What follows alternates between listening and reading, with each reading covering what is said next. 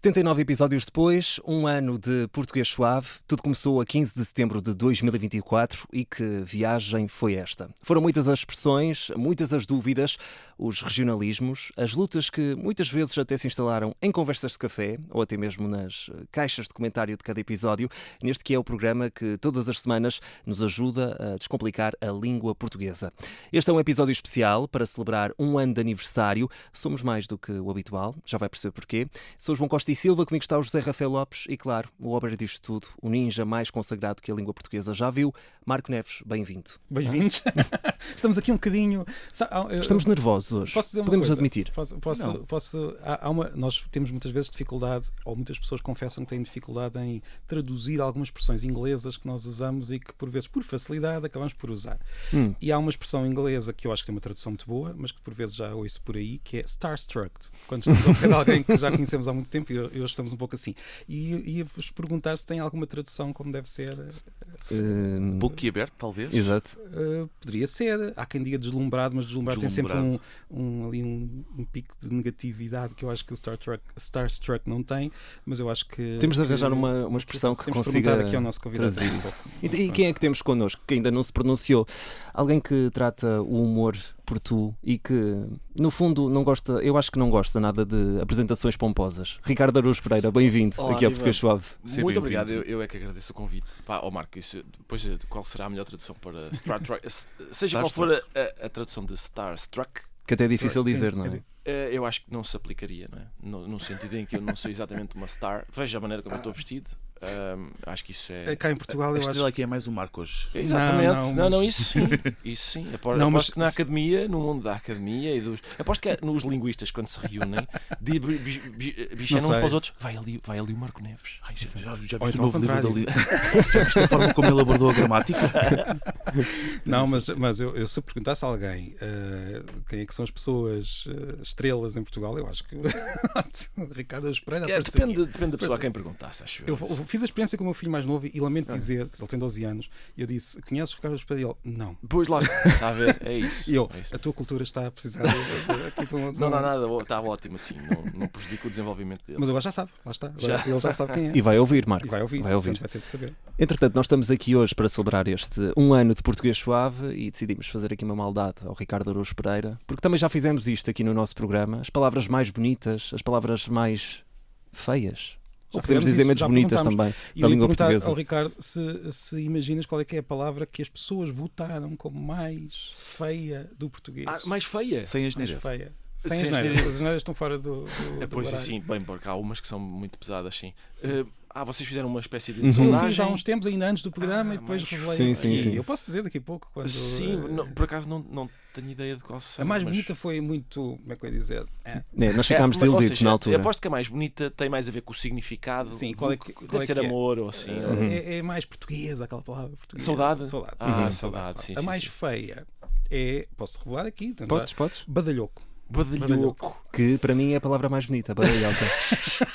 Porque não é pelo significado, é pela forma como se diz badalhoca. Eu gosto mesmo de dizer a palavra badalhoca. Lá está, é mais pelo que significa, não a forma como é dita. Pois. É isso. Eu depois tenho aquela que eu odeio, mas eu gostava de ouvir primeiro a do Ricardo, as mais feias. Não sei se queres revelar a terceira. Eu não tenho um ódio assim tão grande a palavras, mas quer dizer, há umas que eu acho mais, se calhar as que eu acho, digamos, inestéticas, tenho apreço por elas porque também são cómicas. Pois. E a questão é essa, e portanto eu diria, eu não sei se vocês... Há um livro do Campos de Carvalho, um escritor brasileiro, que se chama O Púcaro Búlgaro. E é óbvio que ele escolheu aquele título. Aliás, o Púcaro Búlgaro é o protagonista do livro, é um púcaro búlgaro. Podia ser outra coisa, e é um púcaro búlgaro porque as palavras fazem um barulho engraçado. Um balde. Parece um púcaro a cair numa mesa. Exatamente isso que disse. E isso é curioso, que uma palavra esdrúxula pareça uma coisa a cair. É por isso que, por exemplo, na construção do Chico Buarque. Sim. Quase. Todas as últimas palavras são esdrúxulas, ou seja, ele caiu como um pacote flácido, morreu na contramão atrapalhando o tráfego. É sempre... E essa ideia de acento na antepenúltima sílaba realmente dá uma sensação de objeto a cair que é difícil de explicar porquê, não é? Mas tem que Sim. ver com o centro e depois há qualquer coisa que continua. Exato. Não é? E como degrau. a música fala precisamente de uma pessoa que cai de um andaime, aquilo é perfeito. E é triste para nós pensar que falantes de outras línguas não vão perceber isso. Mas é isso, o púcaro búlgaro são duas palavras que têm graça. Se ele dissesse o balde moldavo, as palavras têm menos. Sim, são átonas, não têm a mesma capacidade. E por isso eu acho que, por exemplo, palavras que eu consideraria assim, menos estéticas, por exemplo, bidé, acepip, fagote, pífaro, são palavras que nós ouvimos e rimos porquê? Porque Exato. há ali qualquer coisa. E isso é uma coisa. Eu gostava só de dizer que isto é daqueles pontos, quando nós muitas vezes falamos sobre a diferença entre as línguas, vamos sempre cair, português é a única língua que tem saudade. Não é bem assim, porque há outras línguas que. Quando, na verdade, aquilo que de facto distingue as línguas são estas coisas muito materiais que depois levam a que um escritor escreva daquela maneira e não de outra, que escreva que se faça um poema daquela forma e não de outra. E que são dificílimas de traduzir, muito difíceis de traduzir, justamente a ver com a... Mas depois os tradutores também pegam nisto e conseguem criar coisas novas na sua língua. É quase como se as línguas se picassem umas às outras. Sim. Mas é aí que está a diferença no material da língua, não naquelas coisas muito etéreas da saudade e de que a alma portuguesa, quer dizer, nós percebemos onde é que isso vai, mas não é o mais importante, sinceramente. Sim. Pronto. Então diríamos que a terceira, mas vamos escolher a terceira. Qual é a terceira mais feia? Eu não sei se... Quer dizer, é tal coisa. Púcaro. Eu diria que pífaro é incrível como a quantidade de instrumentos musicais que têm nomes fagote, nomes parvos. Sim, cornetim. Cornetim é muito bom. Sim. Gosto particularmente de oboé, flautim. Porque, é verdade, eu porque sei. É que isso tem graça? Quem é que se juntou um dia para inventar os nomes dos instrumentos musicais? Porque é que o xilofone é xilofone? Eles foram sendo criados ao longo do tempo, não é? Sim, mas há um caso de uma palavra que foi normalmente, e isto é o que nós sabemos hoje, as palavras não são criadas por ninguém, não é? Quer dizer, são criadas, mas não há um comitê. Exato. Mas houve um comitê que decidiu mudar uma palavra portuguesa que está registada, e é uma história muito engraçada. No final do século XVII, houve um grupo de intelectuais que se juntou na casa do Conde de Ericeira, na altura, porque não gostavam de uma palavra. E queriam encontrar uma palavra nova, que era a palavra cagalume. Cagalume não podia ser. Eles não gostavam de cagalume. E optaram por pirilampo. E estiveram a discutir, foram buscar a Grécia, tem ali piri, lampo, e inventaram pirilampo. E naquele caso resultou, porque as pessoas hoje dizem pirilampo com muito mais frequência do que cagalume. Mas por acaso, ficámos com duas uma alteração feliz. Ficámos com duas. Não sei bem, cagalume é útil, muito útil. É útil, e no diário do José Gomes Ferreira, a certa altura ele diz que o seu filho, acho que é o Raul, o seu filho era pequeno ainda, eles saíram da cidade e foram para o campo, e os miúdos lá do campo não dizem pirilampo, e disseram cagalume. E o filho de José Gomes Ferreira registra ele, disse, não se diz cagalume, faz cocolume. Mas sim, cagalume é uma coisa tão expressiva, tão visual. Eu não sei. O Comitê de Sábios que inventou pirilampo, tenho respeito por pirilampo, por acaso está bem feito. Gira, uma voz bonita, mas não é cagalume. Cagalume é das melhores palavras, lá está, inventada não pelo comitê limitado, mas sim por uma comunidade. Pela comunidade que achou que cagalume explicava bem o que é que aquele inseto fazia. Exatamente. Isso mostra que cada português acaba por ter uma certa relação com a língua portuguesa. Há palavras que gosta mais, palavras que gosta menos, e eu gostava de saber, Ricardo, qual é que é a tua relação com a língua portuguesa? Eu acho que é o meu... Não, bom, é muito estável, é antiga. É complicado. Eu não diria que é complicada. Eu tenho uma espécie de obsessão pelas palavras enquanto conjunto de barulhos, mas também pelas palavras enquanto... por exemplo, enquanto... digamos, signo, vamos corrigindo certamente, enquanto signo que não tem nada a ver com o referente, ou seja, a palavra mesa, que é este objeto que temos à nossa frente, estas 4 letras não indicam em nada arbitrariedade. Exato, uma coisa completamente arbitrária. Sim. Na nossa língua, então, é do género feminino por uma razão também arbitrária. Outras vezes, às vezes, as palavras têm na sua origem qualquer coisa que, por muito que se tenha dissipado, e muitas vezes dissipa-se, mas indica qualquer coisa que me fascine. No outro dia eu fiquei entusiasmadíssimo quando descobri que, quando a gente diz a palavra músculo, está a falar de um ratinho. porque a palavra mus em latim significa rato, culu, ao contrário do que significa em espanhol, é um sufixo que indica pequenez, como em quadrícula, portanto, é um cubículo. pequeno ratinho que se mexe, não é? Exatamente, porque eles achavam que este movimento que os músculos fazem e parecia um Pequenos rato ratinhos. a percorrer o Eu há corpo. pouco descobri, e há muitas origens dessas muito curiosas, como por exemplo pensar que a palavra filho, antes ainda do latim, vem de uma palavra que quer dizer sugador, o que mama, é o filho. Exato. Há pouco uma colega minha, por acaso foi mesmo hoje, enviou-me a dizer: tu sabias a origem da palavra cuecas? E eu, não, por acaso não. Vais partilhar, Marco? Não vou partilhar.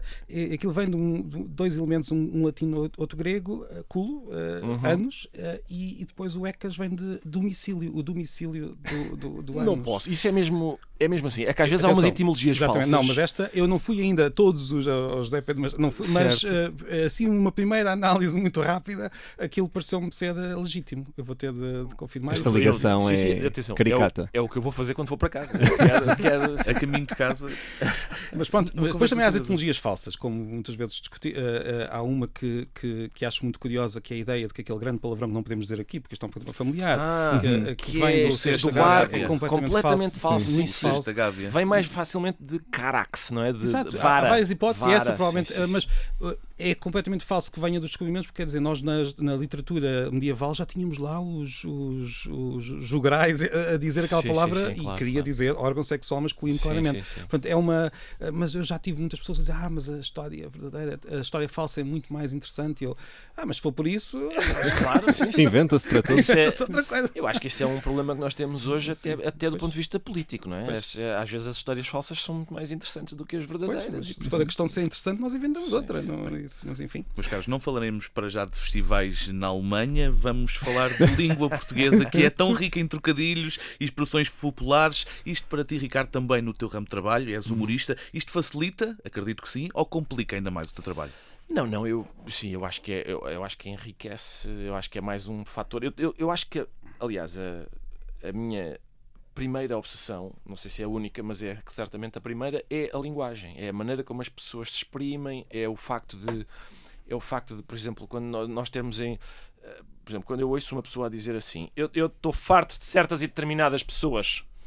E eu gosto imenso dessa expressão, porque diz lá certas e determinadas, mas elas permanecem incertas e indeterminadas. Exatamente o contrário do que a pessoa está a dizer. Exatamente. É uma pessoa que consegue estar a ser muito específica, continuando a ser perfeitamente e vaga. redundante, é certas, e Exato. determinadas, Exatamente. e quando quer dizer precisamente o contrário. E eu também acho muito engraçado, na literatura, por exemplo, isso vê-se muito, como há escritores que conseguem pintar a personagem com isto, não é? Com a forma como usam as palavras. Sim. E nós todos temos isto na nossa cabeça de forma intuitiva, mas depois há pessoas que conseguem fazer isto, e o Ricardo é um deles, de forma artística, ou seja, com uma ou duas expressões nós temos ali a personagem Exato, a personagem fica definida, não é? definida. Eu no outro dia estava a falar com uma pessoa muito, como é que eu ia dizer, culta, sofisticada, não havia nenhuma dúvida sobre isso, e ela tinha acabado de dizer uma coisa muito desse tipo, ou seja, uma coisa que, exatamente, que requeria bastante estudo, e depois fez um silêncio e pareceu-me que a pessoa ficou, pensou: se calhar eu fui longe demais e estou a dar uma ideia de mim próprio que não era bem a que eu quereria. E então logo a seguir disse: por causa que. E pareceu-me que tinha sido, exatamente, que tinha sido uma maneira de aquele botão que vai aumentar o nível de exatamente. prestígio ou diminuir. Pareceu que ele tinha querido juntar assim um tracinho de limão só para não parecer assim demasiado Exato. sofisticado. Muito bem. Ainda nos falta: qual é a palavra mais feia da língua portuguesa? Acho que o Ricardo só disse a terceira, não pois foi? Não é isso. Aquelas que eu indiquei, por exemplo, não palavra estabeleceste top. bidé, que na verdade são dois barulhos, barulhos, um para cima e outro para baixo, dá a sensação. É verdade, no outro dia vi, quando estava lá em Paraty, no Brasil, vi uma coisa que eu tenho a certeza que vocês em princípio conhecem, mas eu não sabia. Foi um espetáculo do Gregório do Vivier, em que ele disse: eu fiz isto é com as sobras do espetáculo O Céu da Língua. É muito bom. E ele disse uma coisa que para eles vistos é uma experiência linguística, que é, ele projetou duas formas, uma forma cheia, o buba exatamente, e o qualquer coisa Kika. Kiki, acho que é Kiki. Esse é um dos pontos que está a levar. Bauba, é uma coisa exatamente, assim. Um dos pontos que está a levar alguns linguistas a pôr em causa aquele princípio que falámos já aqui hoje da completa arbitrariedade do signo. Parece haver alguns universais, ou seja, quando uma pessoa vê uma coisa pontiaguda, associa muito mais ao I do que ao determinados sons. Exato, é isso. E isso parece ser um pouco uma contradição em relação à tal arbitrariedade. Não, quer dizer, não nega a arbitrariedade. Nós sabemos que a mesa está... Sim. Mas há sons que são associados a formas de maneira universal, o que é muito curioso. Era incrível. Ele projetou essas formas, uma cheia de picos, uma espécie de estrela, e depois outra assim mais arredondada, e disse: vocês associam este conjunto de barulhos Kiki e Bauba, a qual, não é? A qual. E era esmagadoramente. Sim. Bauba era a forma arredondada e Kiki era a forma pontiaguda. E curiosamente, as nossas letras reproduzem isso. O O é arredondado e o I é ali pontiagudo com qualquer coisa. O próprio assim. K também tem ali, suponho que seja Kiki com K. Com K, exatamente. Pronto, o próprio K também tem ali. Mas, é uma coincidência, mas depois temos estes sinais de que há qualquer coisa por trás que nós não compreendemos inteiramente, e por isso é que eu gosto também desta área, porque a área da linguística e das línguas é qualquer coisa que nós usamos todos os dias e não conhecemos inteiramente. Há muita coisa para descobrir atrás, como é que isto funciona. Isso às vezes, instintivamente, isso adquire-se. Há uma velha lição dos comediantes de vaudeville, daqueles que andavam naqueles palcos itinerantes e tal. E essa lição é: palavras com capa têm graça. Pickle tem graça.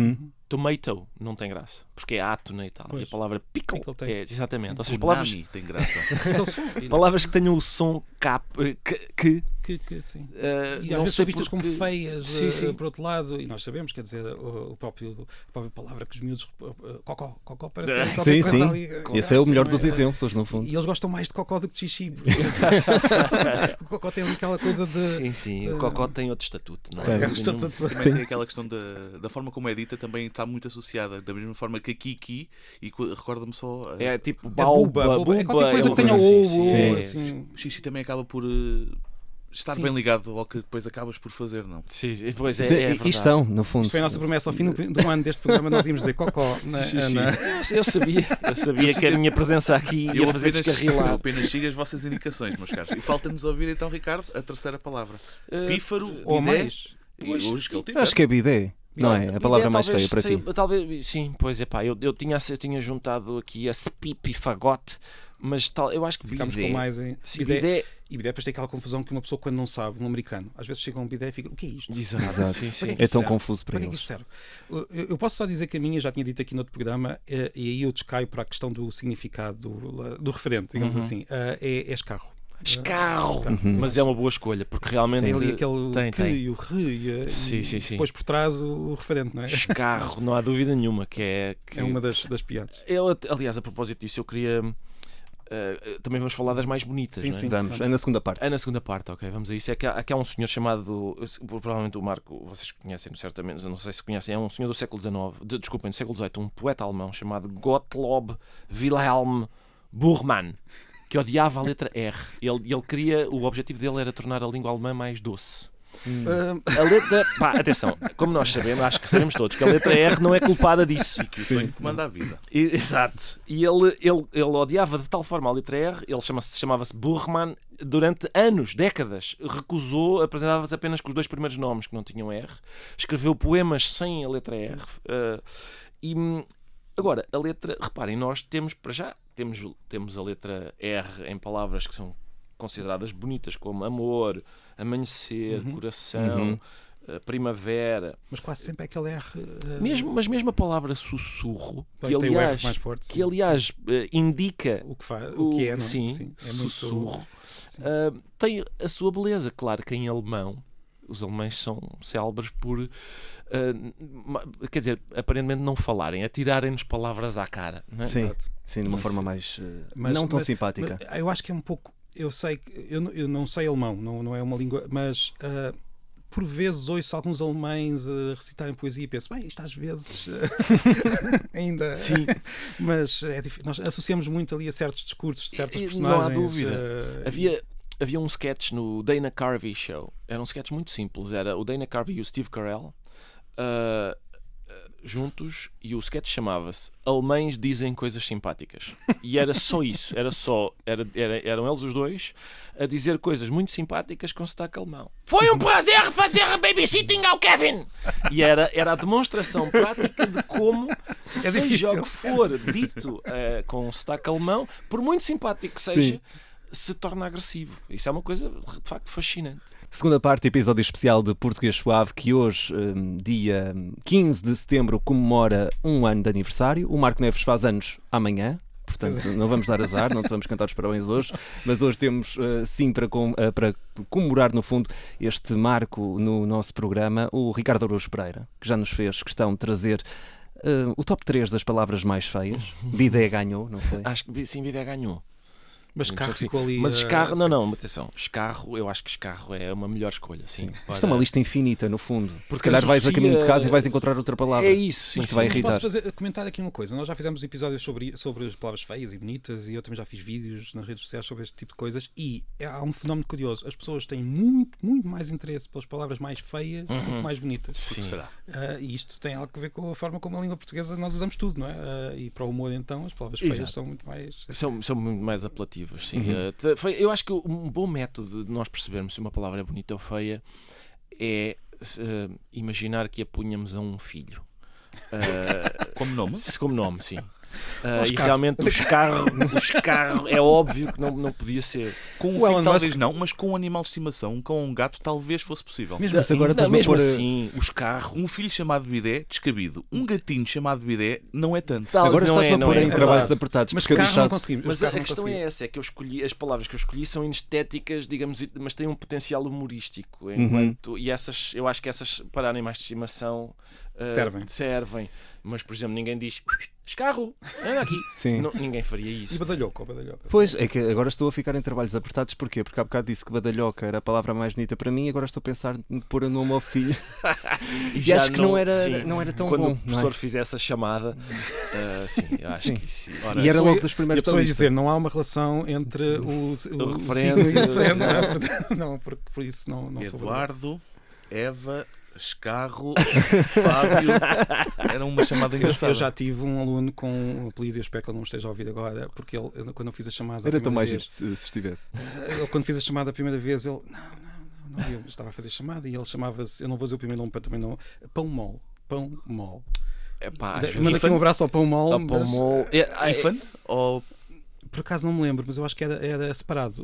Portanto, Pão Mol, que é o melhor apelido que eu uma vez vi. Pois é. No Alentejo há muitas vezes apelidos desse tipo, não é? Mas pão mol, quer dizer, imagino que seja, não é, a mãe não é pão e o pai mol, não é? Deve ser, quer dizer, se fosse era espantoso, mas em princípio será tudo ali já vem do avô, tudo pegado, sim. Se não era demasiado mal. Ricardo, e vamos às mais bonitas? Sim, o que é que tens aí na tua lista? Eu já não sei onde é que li isto, mas eu não sei se foi no Camilo ou se calhar foi num destes antepassados do Marco, um Rodrigo Sá Nogueira ou uma coisa assim, que disse que uma vez um alemão chamado Link, não tenho o primeiro nome, veio a Portugal no século XVIII, também no século XVIII, e disse: a expressão mais bonita de todas as línguas é minha menina.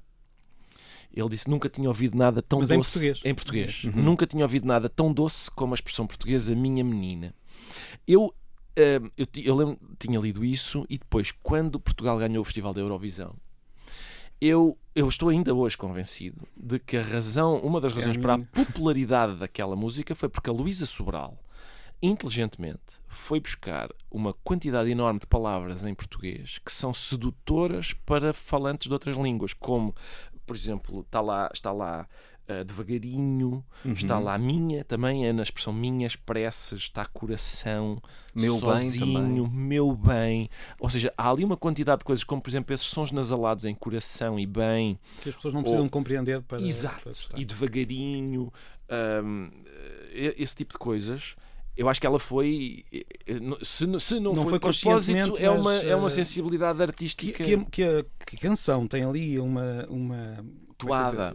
Sim, exatamente, uma toada que é não vamos dizer universal, que não é isso, mas que pode ser apreciada mesmo sem perceber, isso é sem dúvida. Mas é curioso que há pouco estávamos a falar da questão do alguém que odiava como é que é o nome do escritor alemão? O Gottlob Burman. Sim. O Burman, que odiava os R's, e nós tivemos cá várias pessoas que odiavam o ão. Chegou a haver livros inteiros contra o ão português, mas eram portugueses, nunca eram estrangeiros, porque os estrangeiros até acham muito engraçado este nosso som. Já não gostam tanto dos X e que nos dizem que nós somos muito eslavos, não é? Sibilantes, e parece russo, não é? Parece russo. Então no top 3, Minha Menina? Eu diria assim, só que Minha Menina é uma expressão. A minha mulher concorda inteiramente, porque ela diz que quando vai ao norte, em que o tratamento por menina ainda é muito comum, que ela fica muito animada por ser tratada por Minha Menina. Sim, eu diria que Menina, certamente, devagarinho. Todos os diminutivos, nós temos muitos diminutivos, coisa muito portuguesa. Exato. Coisa também intraduzível, não é? Sim. Em inglês, não se pode dizer little slow, não funciona. Não, porque lá está, os diminutivos. E quer dizer, eles dizem slowly, mas é outra forma de verbo, mas os diminutivos, nós muitas vezes em discussões linguísticas, porque isto não quer dizer. Às vezes há casos de diminutivos que parecem contraditórios, como os beijinhos grandes. Sim. Mas os beijinhos grandes, a pessoa, para achar que é contraditório, não percebe que nós raramente usamos o diminutivo para dizer que a coisa é pequenina. Pequenina, exatamente. É outra coisa, tem um significado para lá disso. O beijinho não é um beijo pequenino, é um beijo carinhoso, um beijo... Até porque às vezes nós aplicamos diminutivos a coisas que não se podem diminuir, como por exemplo, a gente pode dizer vamos comer um cabritinho, e isso sim, mas quando a gente diz um cabrito assadinho, não, o assado não é menos assado que os outros. Não é? O inho é mesmo uma forma de nos... É uma forma que a nossa língua tem do falante se poder pôr lá e dizer que está ali de coração. Mas há mais línguas assim. Curiosamente, o holandês tem diminutivos, que é uma coisa que me faz. Tem. E também usam muito. E curiosamente, e já agora se calhar isto vai unificar toda a nossa conversa. O holandês, ou seja, quem fala, como é que se chama aquilo? Neerlandês? Neerlandês, assim? Oficialmente seria neerlandês, não é? Parece, ao mesmo tempo que está a falar, estar a puxar um escarro. E no entanto, têm diminutivos. Exatamente. Eles próprios admitem. Eles dizem, as línguas são todas igualmente bonitas, menos a nossa. A nossa não há nada a fazer. A presença da expectoração no neerlandês é realmente uma coisa fascinante. Os diminutivos é para compensar, no fundo. Se calhar. É para compensar os escarros. O Ricardo, o Zé, e tu dominas este tema muito bem. Quando fez parte de um grupo icónico chamado Gato Fedorento, que quase ninguém conhece, de certeza. O filho do Marco não conhece, certamente. E ainda ele vai conhecer. Eventualmente. Não, por acaso eu acho que até deve conhecer, porque lá está, as redes sociais têm esta coisa, a pessoa vai ver aqueles vídeos que lhe aparecem, ele não sabe de onde é que aquilo vem. E nós estamos muito numa era de nostalgia. Às vezes aparece-nos um vídeo e aquilo desperta ali uma série de emoções. É uma muito bonita. Antes de avançarmos, há este fenómeno de coisas um pouco mais antigas. Eu sei que chamar o Gato Fedorento antigo pode parecer um pouco estranho, mas eu sou muito resistente a isso, estou muito habituado. Mas que de repente voltam por causa das redes sociais e dos videozinhos que voltam. No outro dia, os meus amigos e eu, o Zé Diogo, o Miguel e eu, fazemos um podcast. E então resolvemos terminar o podcast sempre recordando um sketch e depois falando sobre ele, as condições em que foi gravado e não sei o quê. E depois isso foi anunciado na televisão e a Pivô, que estava a anunciar, falando sobre esse momento em que a gente fala de um sketch, disse: vai ser um momento de grande nostalgia para muitos de nós. E eu fiquei tão ofendido que agora, nesse momento do podcast, eu digo sempre: vamos agora a um momento de grande nostalgia para muitos de nós. É esse o motivo? É esse o motivo. É uma jovem pivô que disse: estas coisas velhas do século XVIII vai ser giro. Vamos ao balão. Finais do século XX, então, não é o caso, mas outra pessoa diz finais do século XX. Mas eu por acaso tenho uma pergunta sobre a língua portuguesa, porque houve uma série de expressões, e todos nós sabemos, isto é quase um lugar comum dizer isso, que nós tínhamos o Herman nos anos 80, tínhamos o Gato Fedorento depois a criar uma série de expressões que podem ficar na língua ou não, nós não sabemos, mas que a verdade é que são fortes candidatos a ficar na língua. Há alguma destas expressões que julgo que quer dizer, há umas que já existiam e mas foram recuperadas ou foram ali cristalizadas. Apontámos para elas, não é? Exatamente. Como, por exemplo, o hábito de dizer e tal, esse tipo de coisas. Identificaram certas bengalas históricas da língua portuguesa. E isso... Outras coisas que surgiram, como, sei lá, o papel qual papel. Pois, às vezes as pessoas dizem esse tipo de coisa. Ou... Eu já vi pessoas mais novas que provavelmente não sabem de onde é que isto vem. Exato. A usar. Isso é excelente, não é? Quer dizer que estamos aqui já no segundo nível Exato. Que nós poluímos a linguagem e aquilo, e depois a mancha já se diluiu no resto da água. E daqui a umas décadas teremos, se calhar, um futuro pessoa como eu, Marco, a dizer isto vem de... Isto não vem do Cesto da Gávea, mas vem de um grupo de humoristas muito importante do início do século XX. Certamente vai ser descrito assim, tenho a certeza absoluta, sim. Mas isso é curioso, eu lembro-me de, naqueles inícios em que aquele choque motivado pela exposição pública era muito... assustador para uma pessoa que era completamente anónima, e de repente havia uma coisa que era na rua, cada pessoa me gritava a sua coisa favorita. O papel, 15-0, e tal, tu queres ser eu? Cada pessoa dizia a sua... Isso foi assustador? Não, é assustador só no sentido de... Olha, está ali uma pessoa que eu não sei quem é, mas que está a usar a língua portuguesa de uma forma que fui eu que a instruí. Tu tens um favorito, Ricardo? Todas essas expressões, alguma que te fique particularmente gravada na memória? Eu no outro dia estava... Aliás, eu acho que até foi a propósito de uma coisa que tinha a ver com a língua. E as pessoas, quem estava a organizar isso pediu que eu me apresentasse digamos, aquilo basicamente era um convite feito a pessoas decentes, e então, apresenta a sua obra, e as pessoas apresentavam o trabalho académico ou não sei o quê, e eu entreguei um sketch em que eu faço a personagem do autor de um novo dicionário da língua portuguesa. Que tem palavras que lamentavelmente não estão dicionarizadas, é e que fazia... É o fni, exatamente. Fni, que é o sentimento de ter a meia presa no calcanhar. É uma irritação muito específica que não estava ainda, não tinha uma palavra que a designasse. E pronto, depois o sketch acaba com... Mas o senhor onde é que tirou linguística? Não, eu sou de físico-químicas. Bom. Mas é isso. Eu não sei se fni, tendo em conta que é... Eu posso dizer aqui duas coisas sobre isso. Sim.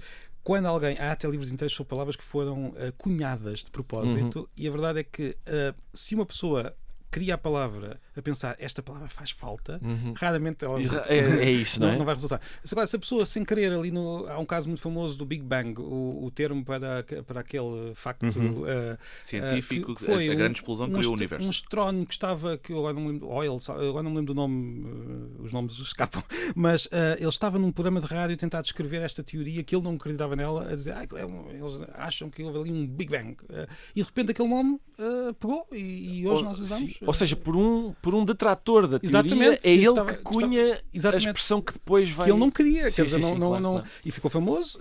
Portanto, quando a pessoa quer, raramente consegue. É isso. Mas depois, às vezes... Eu acho isso comparável à antiquíssima discussão sobre o poder do humor, que eu acho exatamente isso. É menor do que a gente pensa e é incontrolável. Como nesse caso. Pode ter ali como é que dizer, uma influência que ninguém está à espera. Que até é involuntária. Ou seja, por exemplo, pode-se argumentar, e eu acho que nos Estados Unidos o facto de tantos humoristas persistentemente fazerem pouco do Trump levou a que isso gerasse junto de alguma parte do eleitorado um sentimento certa de simpatia. Exatamente. Sim. Eu acredito que isso possa... Eu acho que eles devem... Isso não significa que eles não devessem ter feito o que fizeram, porque eu acho sim. que eles devem estar borrifando para isso, para esse suposto efeito, mas realmente pode ser há um humorista que é muito famoso, que o John Howard. O John Oliver, será? Oliver, sim, desculpa. Como eu disse, os nomes hoje é o Starstruck. Estás de parabéns, Marco, tens direito a os nomes hoje capaz. Não, mas por acaso eu acho que estou mesmo com um problema grave hoje, porque ainda há pouco me telefonou uma pessoa que eu conheço e eu não me lembrava do nome dela. Conheço muito bem. Como é que resolveste? Disse, olá, amigo. Meu caro amigo, acho que normalmente é isso. Foi grave. Eu acho que deve haver um nome, devia haver uma palavra para isto. para isto. Mas o Oliver uma vez passou uma parte do programa dele em que ele, há uns anos, o Trump disse qualquer coisa como eu deveria candidatar-me a presidente, e ele disse no programa, força, sim. vai ver como é que isto vai correr. E ele disse, peço desculpa. Exato. não era o culpado. Mas se calhar é ele. Ricardo, disseste a terceira, minha menina, devagarinho, vamos completar esse top. Esse top, eu já acho que tinha dito aqui, deixa-me ver se eu tenho Badalhoca. Sim. Isso era ótimo. Já falamos tanto hoje de badalhoca. Era ótimo. Era giro ser tipo pífaro, ser uma das mesmas que era. Não, mas eu, sei lá, coração. Lá está, as mais bonitas não são tão interessantes. Sim, pois é, não tem tanto. Mas realmente cura esta ideia de as minhas filhas estudam no estrangeiro e então às vezes trazem para casa namorados que são de outras nacionalidades. E teve cá agora um americano connosco durante algum tempo. Aliás, foi curioso porque ele, nestas 3 ou 4 semanas em que cá esteve, comeu mais peixe do que no resto da sua vida toda. Assim.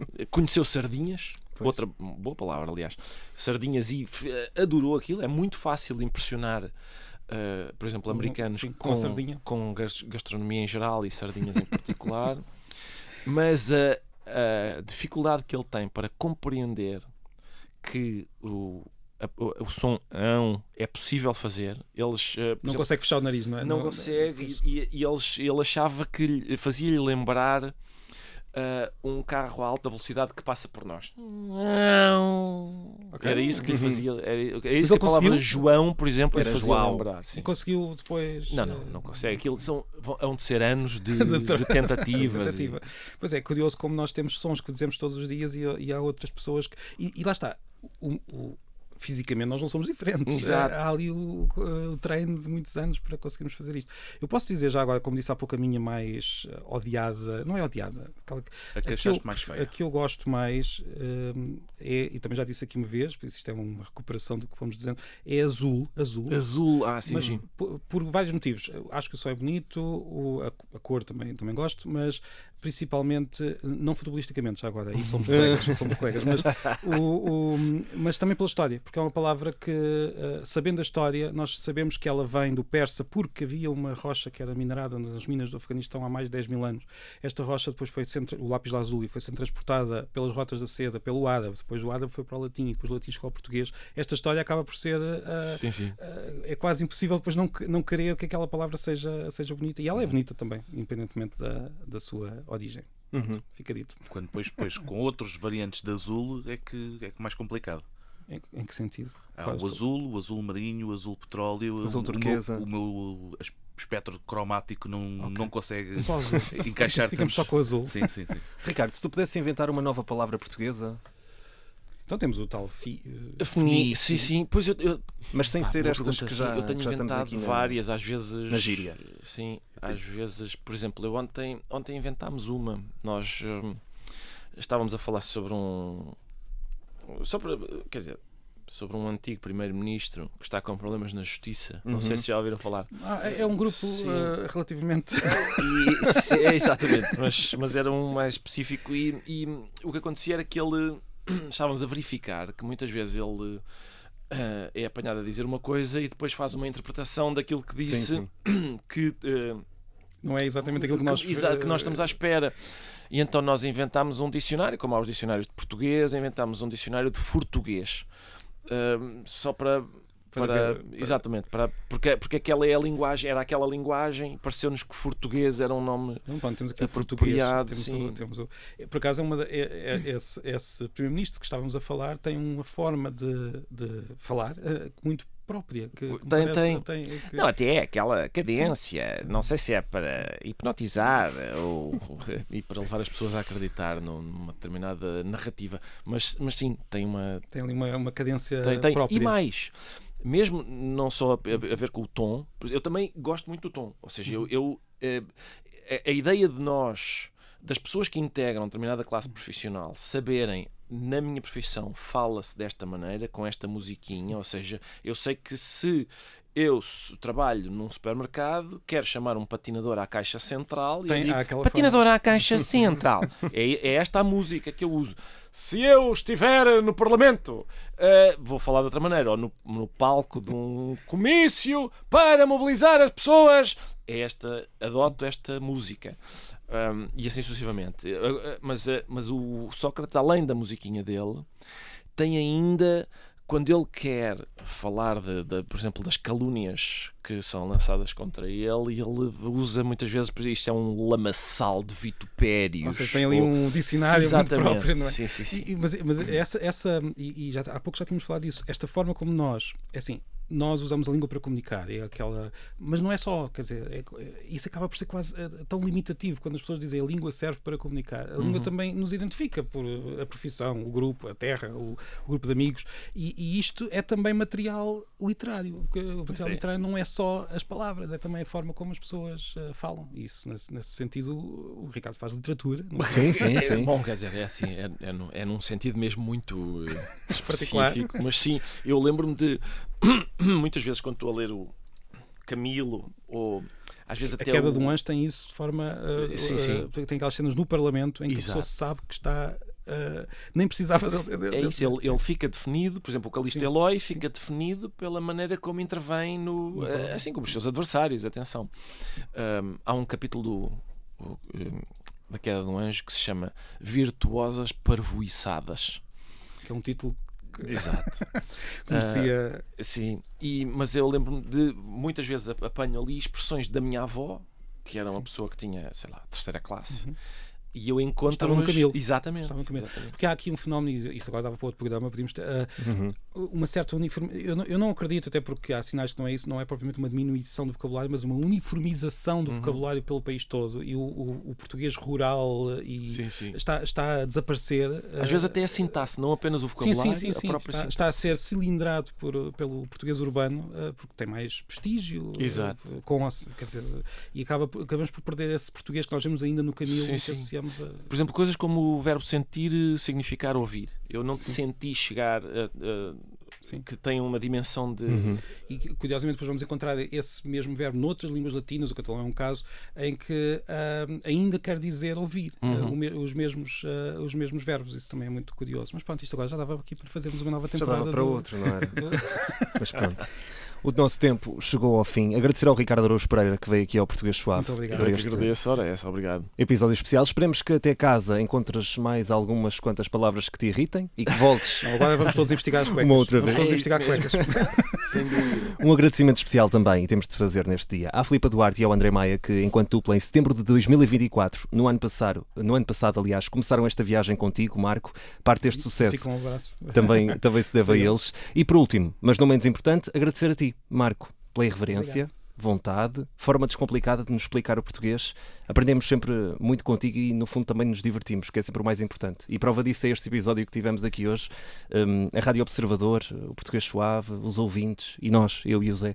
Agradecemos-te por estares aqui todas as semanas. Eu deixo só o agradecimento ao Zé e a ti, João, e aos ouvintes que também nos têm participado muito. Muito obrigado por esta oportunidade de ter Feliz aniversário ao Português Suave. Até para o ano, se cá estivermos todos. E nós estamos de regresso na quarta-feira, não se esqueçam. Um abraço.